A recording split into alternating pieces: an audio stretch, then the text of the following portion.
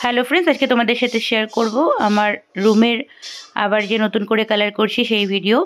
দেখো, আমাদের যিনি সবসময় রুম বা ঘরের বা বাড়ির যে কোনো গ্রিল হোক রুম হোক কালার করেন, সেই কাকু চলে এসেছেন, ঘষে ঘষে পুরনো রঙটা তুলছেন। আর এরপরে আমি চলে গিয়েছিলাম কালার বাছতে।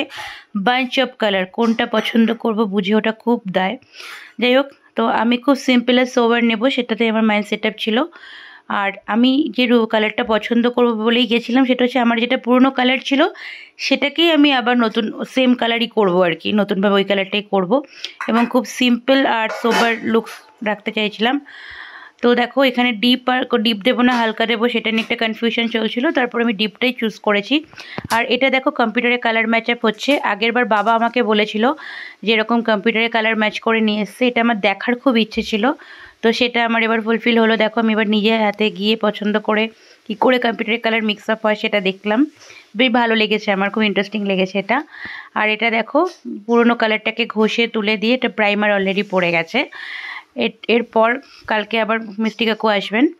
আর এখানে দেখো, এই জায়গার ঢাকনাটা সরে গেছিলো আর প্রাইমার পরে এই হাল হয়েছে আমার খাটের।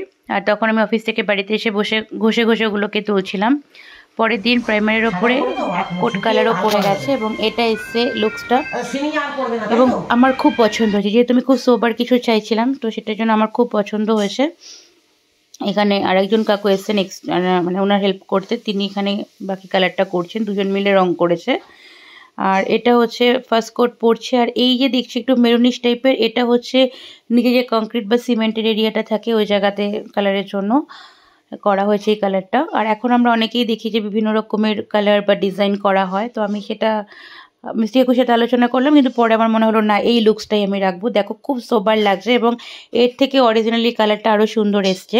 হয়তো সেটা ক্যামেরার জন্য হয়তো একটু এদিক ওদিক লাগছে, কিন্তু খুব সোবার এবং সুন্দর একটা লুকস এটা এসছে, যেটা আমি একদম চাইছিলাম যে এই কালারটাই হোক, সেটাই হয়েছে। তো তোমাদের সাথে শেয়ার করলাম। তো কেমন হয়েছে তোমরাই জানিও।